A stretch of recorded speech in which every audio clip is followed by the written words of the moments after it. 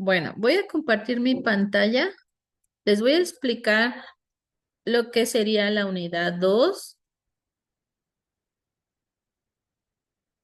En la unidad 2, lo que vamos a ver es el tema de pruebas de software. Este tema de pruebas de software, bueno, ahorita o en este momento puede ser que ustedes todavía no puedan realizar esas pruebas directamente ya en su software. ¿Por qué? Pues porque ya lo tendrían que tener terminado, o sea, ya lo tienen que tener todo el software desarrollado. Y si todavía no lo tienen, pues no se van a poder hacer pruebas. Entonces, lo que vamos a hacer es que vamos a realizar casos de prueba para que una vez que ya tengan su software finalizado o terminado, ya pueden tomar pues los casos de prueba y ahora sí probarlo ya directamente en su producto de software, ¿sale? Pero sí les voy a pedir que ahora sí que vayan avanzando en su desarrollo de su proyecto, en el desarrollo de su software, para que puedan realizar algunos temas que vamos viendo, como en este caso pruebas, o sea, que no quede nada más como, pues, como un tema teórico, así de que, pues ya vi que son las pruebas y hasta ahí, ¿no? No, o sea, yo sí quisiera que lo llevaran a cabo, pero la única forma de implementarlo o de practicarlo es que ya tengan el desarrollo de su software. Si no, no se va a poder implementar este tema, ¿sale? Bueno, entonces vamos a ver esta lección que se llama así, pruebas de software. En esta lección les explico la parte de qué métodos o qué técnicas hay para realizar pruebas de software. Nosotros nada más vamos a utilizar una sola técnica por el tiempo que tenemos, no nos permite eh, pues utilizar más de una, ¿vale? Pero sí por lo menos que sepamos que existen, qué técnicas existen y cómo, en qué consisten y cómo podemos aplicar esa técnica pues de casos de prueba ya en nuestro proyecto, ¿sale? Entonces, aquí primero les puse qué son las pruebas de software. Yo me imagino que ustedes en algún momento han escuchado hablar sobre pruebas, ¿no? En sí, lo único que se hace en las pruebas es verificar el comportamiento de nuestro programa o de nuestro proyecto de software y checar si no hay algún error, algún problema, conflicto o algo que pudiera existir antes de entregar ese producto de software al cliente, ¿no? Entonces, estas pruebas se hacen antes de entregar el proyecto al cliente. No podemos entregar un producto que no ha sido probado. No sabemos si funciona bien, entonces hay que probarlo. Y bueno, ¿cuáles son los objetivos de las pruebas de software? Ahí les puse 5 objetivos. Uno de ellos es detectar los defectos, ¿no? Ese es yo creo que el principal objetivo.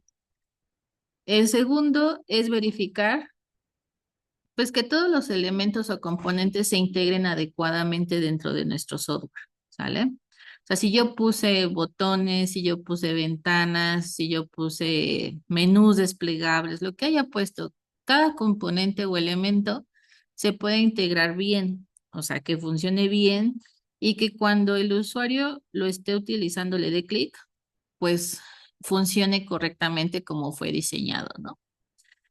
También vamos a verificar los requisitos pues del cliente, ¿no? Que realmente cumpla el software con lo que nos solicitó el cliente en un principio. También otro de los objetivos es identificar y asegurar que esos defectos que hayamos encontrado se corrijan antes de entregar el software al cliente, ¿no? O sea, si yo encuentro algún error, lo tengo que corregir porque a veces encontramos errores o problemas, pero los dejamos, porque a veces es muy complicado corregirlo o a veces nos va a llevar más tiempo y se dejan, que no es lo adecuado, o sea, lo que queremos es corregir antes, ¿no? De entregarlo. No es que detecte el error y ahí lo deje, ¿no? O sea, si yo le encuentro el error, lo corrijo. Después, el último objetivo nos dice que hay que diseñar casos de prueba. Ese es otro de los objetivos, que es lo que vamos a hacer nosotros. Diseñar casos de prueba para que podamos sacar a la luz diferentes clases de errores, ¿no? Eso lo, eso lo que nos va a traer es que tengamos que llevar menos tiempo y esfuerzo en tratar de encontrar esos errores. Sin los casos de prueba, puede ser que nos lleve más tiempo encontrar esos errores o puede ser que ni podamos encontrarlos, ¿sale? Entonces, esta lección o nosotros nos vamos a enfocar más en este tema, no tanto en realizar las pruebas, sino que tengamos o podamos diseñar los casos de prueba para que una vez que ya tengamos el software desarrollado, ahora sí probarlo, ¿sale? Y bueno, también aquí menciona eh, algunos tipos o niveles de prueba de software. Existen muchos niveles de pruebas que nosotros podemos implementar en nuestro proyecto de software. Hay pruebas de unidad, hay pruebas de integración, hay pruebas de sistema y hay pruebas de aceptación. No vamos a hacer todas porque pues son muchas y por el tiempo pues no nos daría, ¿no? Pero las que vamos a hacer nosotros serían las pruebas de unidad. Porque pues siento que va más enfocado a su proyecto y se pueden realizar en este momento. Porque las pruebas de unidad, aquí nos mencionan que son pruebas que se realizan pues de manera individual por cada módulo que tenga nuestro software. Acuérdense que ustedes ya separaron su software en módulos. O sea, ya dividieron en apartados o en módulos. Cada parte de su software ya está separado por módulos, ¿no? Entonces, lo único que hay que hacer es comprobar que cada módulo funcione correctamente. Por eso se llaman pruebas de unidad, porque son pruebas individuales, ¿sí? Se realizan pruebas individuales por separado, ¿sale? Cada módulo se prueba y se verifica que funcione correctamente. Entonces, yo creo que les va a servir este tipo de pruebas si es que todavía no tenemos desarrollado todo nuestro software en este momento. Supongamos que nada más tienen desarrollado el login, un ejemplo. Ah, pues entonces ya lo puedo probar, pero por separado, o sea, solamente voy a probar que funcione bien solito, o sea, así, que funcione, que le dé el nombre de usuario y contraseña y que funcione, ¿no? Y ya. Puedo probar todos los módulos que yo ya tenga desarrollados. Ya los tengo que tener terminados para poderlos probar. Entonces, si yo nada más tengo dos, tres módulos ya terminados, los puedo probar haciendo pruebas de unidad, ¿sale? Entonces, una vez que yo ya hice pruebas de unidad, puedo realizar pruebas de integración. Las pruebas de integración, como su nombre lo dice, vamos a probar que todos los elementos o los componentes de mi software se integren adecuadamente uno con otro. O sea, debemos de asegurarnos, dice ahí, que la comunicación, los enlaces, los datos que se comparten, las ventanas, que todas fluyan bien y que no haya ningún error o problema, ¿sí? Entonces hay que descubrir esos errores, hay que descubrir que todas las interfaces, a lo mejor si hay algún error entre una interfaz y otra, ¿sí? Porque a lo mejor puede ser que una interfaz la desarrolle una persona, otra interfaz otro, un módulo lo desarrolló otra persona. Entonces, como se dividieron el trabajo, cuando ya lo unan, puede ser que surjan errores de este tipo, errores de integración. Entonces, tengo que probar que funcione bien, ¿sí? Cuando ya se unen todos los módulos. Entonces, se supone que ya probé uno por uno. Después pruebo que se integren bien todos los módulos para pasar a la siguiente prueba, que sería la prueba de sistema, en donde yo ya voy a probar, pero ahora sí todo el software completo. Ya debe de funcionar como un todo, ¿sí? No se debe de ver como, pues ahora sí que como por parches, ¿no? O sea, como que no se debe de ver que uno lo hizo una persona, que otro lo hizo otra, o sea, no, se debe ver ya como un todo y debe de funcionar bien. Aquí ya vamos a tratar de que todo el software, ¿sí? Se pruebe de manera completa, ¿sale? Entonces, A lo mejor en este momento todavía no tenemos nuestro software terminado, entonces no pudiéramos hacer pruebas de sistema, sería imposible, pero sí puedo hacer pruebas de unidad. Y las últimas pruebas que se realizan son las que se realizan con los usuarios o el cliente, ¿sale?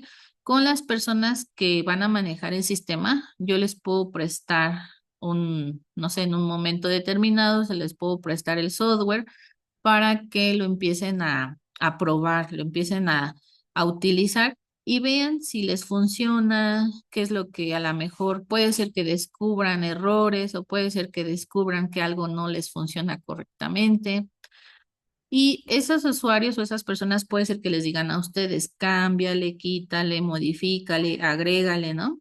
Entonces, en base a los usuarios o a esas personas, yo puedo modificar el software porque son pruebas de aceptación. Debe de aceptarnos el software, nuestro cliente o los usuarios o la persona que me va a comprar el proyecto lo debe de aceptar.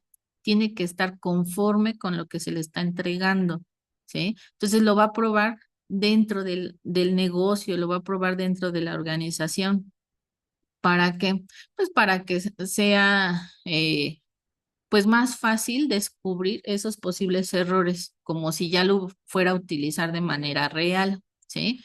Dice aquí que puede tener lugar a lo largo de semanas o meses, o sea, puede ser que lo utilice durante una semana o inclusive puede ser que durante un mes, ¿no? Para poder ver si funciona o no. Entonces, estas cuatro pruebas se realizan antes de entregar al cliente nuestro software. Nosotros les vuelvo a repetir, solamente vamos a hacer pruebas de unidad porque puede ser que no tengamos terminado nuestro proyecto todavía y no podamos hacer las demás pruebas, ¿sale? Ahora, ¿cómo se realizan las pruebas? Necesitamos elaborar primero nuestros casos de prueba.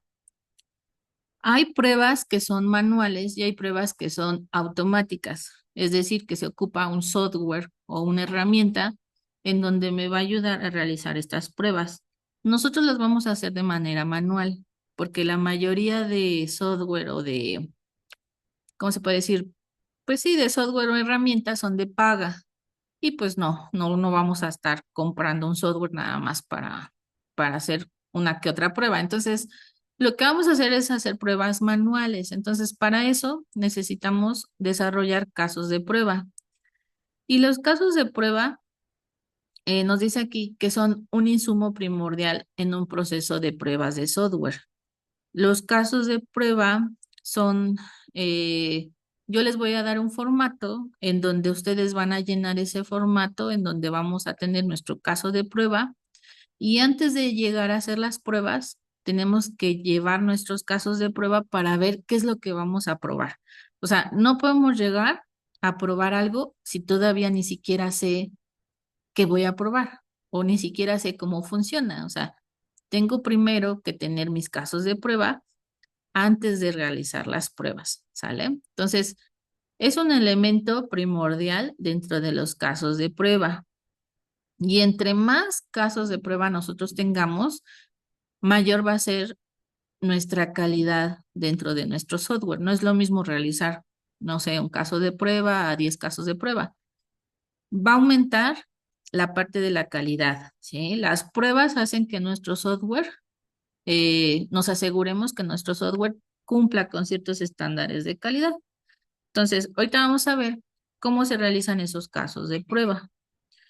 Hay varias técnicas de pruebas que podemos aplicar para realizar nuestros casos de prueba.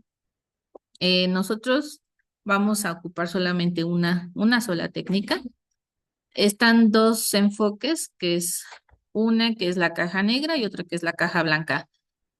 Los casos de prueba de caja negra son solamente pruebas que se realizan en base al comportamiento de nuestro software, ¿sí? Son las más sencillas de hacer esas pruebas, mientras que las de caja blanca se basan más como en el código, ¿sí? O sea, se verifica directamente las líneas de código. Nosotros no vamos a hacer ese tipo de pruebas porque son más complejas y llevan más tiempo.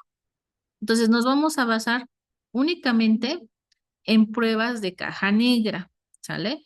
Estas pruebas de caja negra solamente nos enfocamos en las entradas y en las salidas del sistema, sin preocuparnos lo que tenga dentro, ¿sí? O sea, no me voy a preocupar del código, del algoritmo, de la base de datos, no me voy a preocupar nada de eso. Yo solamente le voy a dar valores de entrada y voy a ver que la salida sea correcta dependiendo de los valores que yo le dé, ¿sí? Entonces, es una prueba muy sencilla en donde vamos a probar la funcionalidad de nuestro software, ¿sí? Ahora, dentro de estas pruebas de caja negra, hay tres técnicas que podemos aplicar. Nosotros nada más vamos a aplicar la primera, que es esta de técnica de partición de equivalencia. Pero también hay más técnicas, o sea, no significa que sea la única. Hay de grafos, hay de valores límites, o sea, hay más, pero solamente vamos a aplicar la primera. En esta técnica de partición de equivalencias, lo que tiene, la ventaja que tiene es que divide, dice ahí, el campo de entrada en clases de datos y eso hace que yo tenga que hacer menos pruebas, ¿no? Dijimos que entre más pruebas yo realice, es muchísimo mejor. Pero si yo no tengo tiempo o si tengo que estar probando mucho, pues también eso me va a consumir tiempo y esfuerzo. Y entonces es algo que a lo mejor en este momento no tengo, el tiempo. Acuérdense que el tiempo es algo que, pues ya, o sea, prácticamente falta un mes y ya tengo que terminar, ¿no? El proyecto.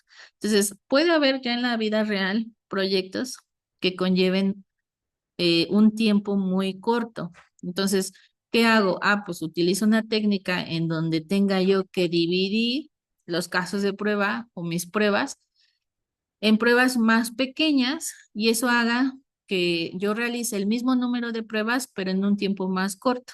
¿Sale? Entonces, de eso se trata esta técnica, en dividir las pruebas.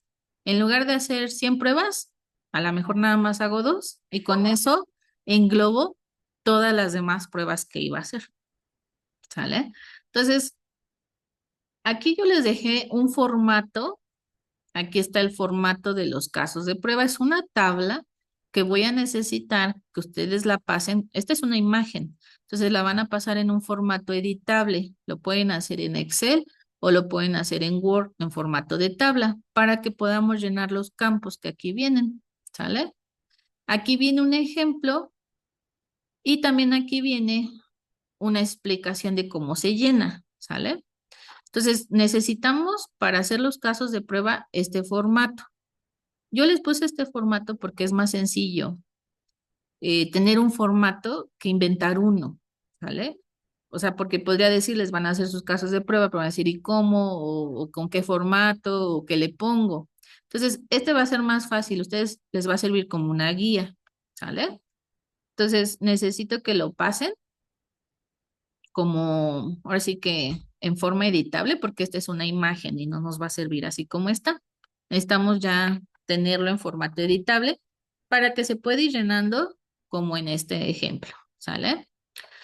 En este ejemplo que yo les puse aquí, viene la parte de, solo es un ejemplo de como de una operación bancaria. No necesariamente tienen que llenarlo como está aquí, o sea, solo es un ejemplo. Yo les voy a pedir que hagan un caso de prueba por cada módulo que ustedes tengan en su software.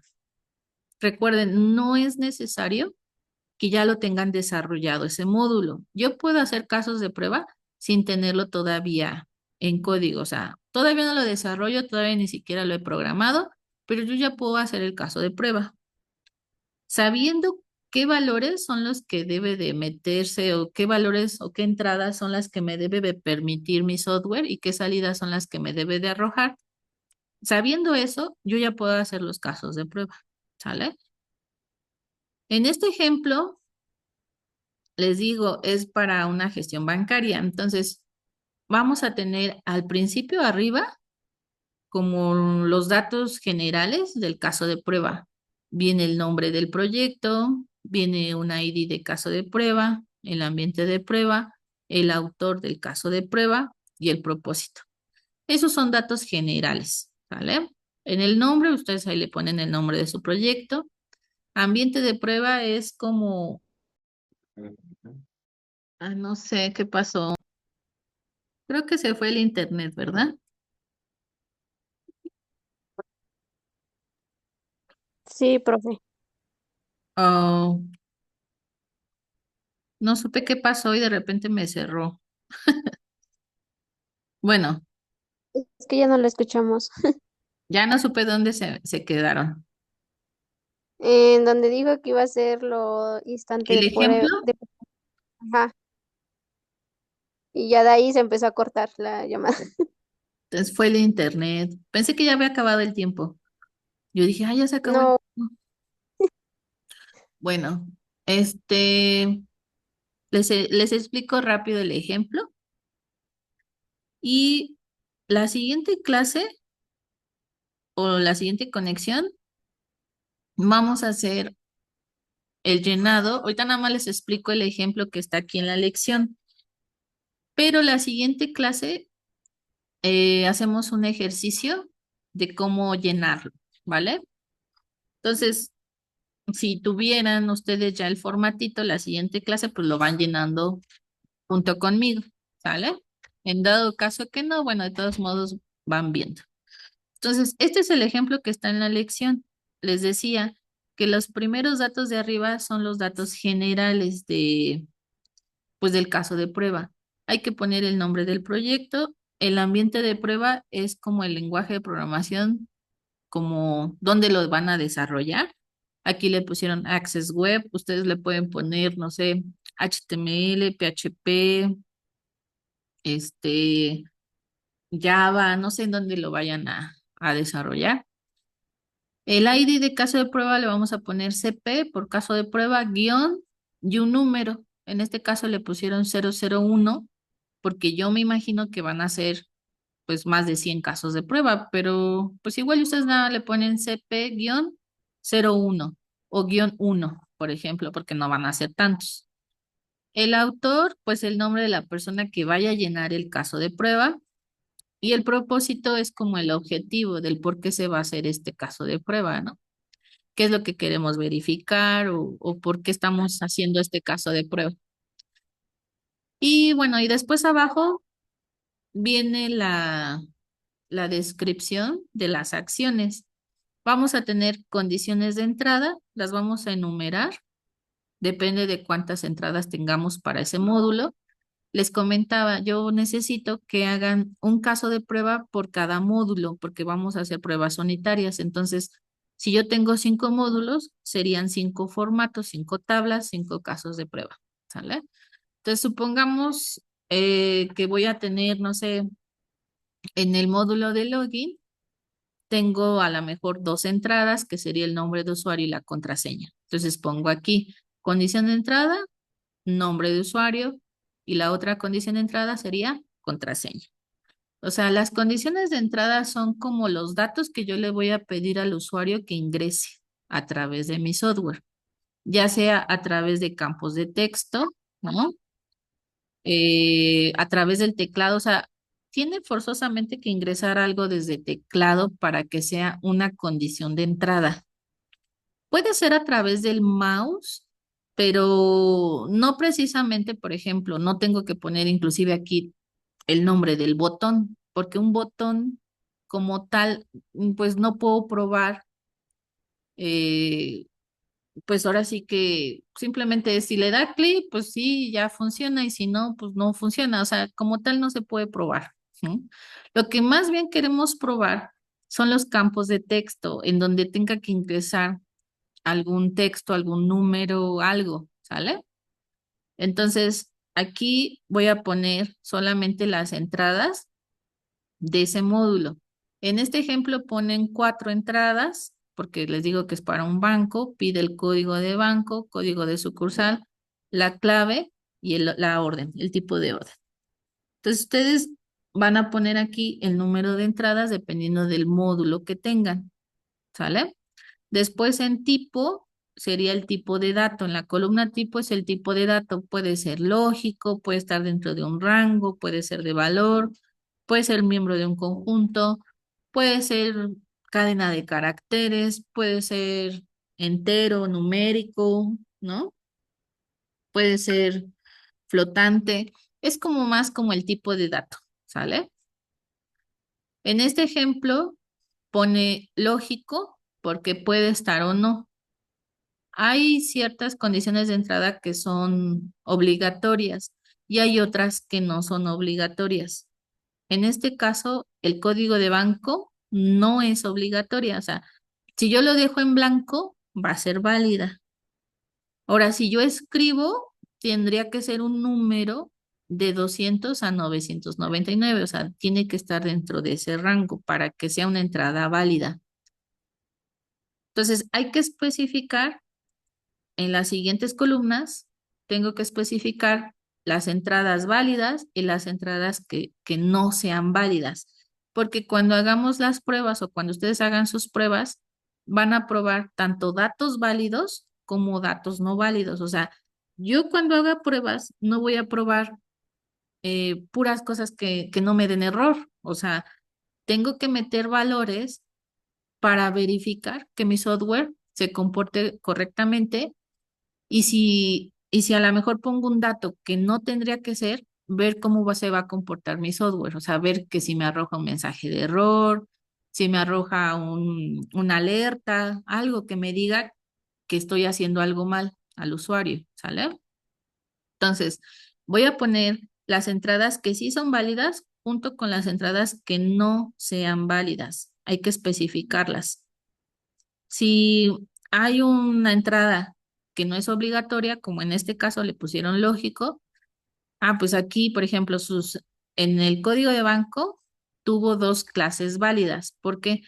Porque puede ser lógico, puede estar o no, y en el caso que sí escriba, el tipo es un rango, porque va a estar el código de banco dentro de un rango de 200 a 999. Entonces, si yo doy, por ejemplo, cuando lo vaya a probar, si yo doy un 250, va a ser válido y me lo va a aceptar. Pero, ¿qué pasa si yo pongo, no sé, un código de banco, no sé, 100, por ejemplo, que sea menor a 200? Ahí sería una clase no válida y tendría que mandarme el software un mensaje de error o una alerta o algo que me diga que estoy introduciendo un código de banco que no es aceptado, ¿sale? Entonces, se llenan ambas columnas, tanto las clases válidas como las clases no válidas, y se enumeran, se les pone un código CB01 por clase válida y CNV por clase no válida, 01. Aquí las van enumerando. ¿Por qué se enumeran? Pues porque cuando se van a probar, yo voy a probar todas las clases, tanto válidas como las no válidas, ¿sí? Entonces tengo que probar todas cuando yo ya lo vaya a probar. Ahorita nada más acuérdense que estamos diseñando el caso de prueba para que después se pruebe. Pero si no está bien diseñado este caso de prueba, cuando yo lo pruebe, puede ser que me den errores, pero no sean errores de mi software o de diseño o de código. Puede ser que sean errores porque la persona que hizo el caso de prueba no lo diseñó correctamente. Entonces, hay que diseñarlo bien para que después cuando se pruebe, asegurarnos que funcione bien mi software, ¿no? Entonces, en el caso, por ejemplo, en este último ejemplo de condición de entrada a orden, el tipo de entrada es miembro de un conjunto. ¿Qué pasa ahí? Pues que no va a ingresar como tal un número o una letra, un texto. Debe de seleccionar como una lista desplegable o puede ser un radio bottom o un checklist, no sé, como un conjunto de valores, un conjunto de datos, tengo que seleccionar algo de eso. Supongo yo que esta es una lista desplegable, como si fuera, no sé, una lista desplegable en donde yo voy a elegir el tipo de orden, si es un talonario o si es a través de un movimiento, ¿no? A lo mejor, acuérdense que estamos en una gestión bancaria, por eso así aparece. Entonces, tengo que seleccionar forzosamente una de esas opciones. ¿Qué pasa si no selecciono nada? Pues sería algo inválido, ¿sí? Dice ninguna orden válida. La clase no válida es cuando yo no elijo nada. O sea, si yo no pongo nada, es algo inválido y no me debe de dejar pasar a la siguiente interfaz o a la siguiente ventana o no me debe de dejar guardar los datos. Tendría que salir un mensaje de error y decirme, selecciona, ¿no? O sea, selecciona de este conjunto o selecciona una opción correcta. Entonces, eso ya se vería cuando se pruebe, pero bueno, tendremos que saber o tendríamos que saber qué es lo válido y qué es lo no válido dentro de nuestro software. O sea, si yo sé cómo se debe de comportar mi software ante ciertas entradas, puedo yo llenar el caso de prueba sin tener todavía desarrollado ya en físico o ya en mi código ese módulo o esa parte de mi software, ¿sale? No es necesario ya tenerlo, solamente cuando se vayan a hacer las pruebas, ¿sale? Entonces, este es el ejemplo. Inclusive, bueno, aquí viene la explicación. Y bueno, se les va a quedar, por así decirlo, de tarea que ustedes hagan el formato para que lo empiecen a llenar sus formatos, empiecen a hacer, a lo mejor empezar por los módulos más sencillos, más simples, como el login, el registro de sesión, ¿no? El registro de usuarios, pudiera ser el módulo de inventario. Entonces, hay que empezar a llenar nuestros casos de prueba porque se les va a quedar este reporte como evidencia, como primera evidencia de este parcial. Lo que yo quiero en este reporte es que me pongan los casos de prueba, pero después que lo prueben, o sea, ya que hicimos el diseño de los casos de prueba, ahora sí probarlo para obtener esos resultados y ver la forma en cómo corregir errores o problemas que se hayan encontrado, si es que se encontraron, ¿no? Pero si yo no tengo mis casos de prueba, pues tampoco puedo probarlo. Ahora también, si yo no tengo mi software completo o todavía no lo tengo desarrollado, tampoco lo voy a poder probar. Entonces, hay que apurarnos en el desarrollo de nuestro software, más aparte, o sea, pueden dividirse el trabajo. Otra persona puede hacer los casos de prueba en lo que otras personas están desarrollando el software, ¿sale? O sea, pueden hacerlo a la par. Y esa es la primera evidencia que les voy a pedir. Se va a cerrar hasta final de este mes, pero el chiste no tanto es como que lo subamos, o sea, el chiste pues es que lo hagamos y que lo hagamos bien. A lo mejor no me da tiempo subirlo a final de mes, bueno, no importa, podemos subirlo hasta terminando el cuatri, pero el chiste es hacerlo bien, ¿sale? No sé si tengan alguna duda.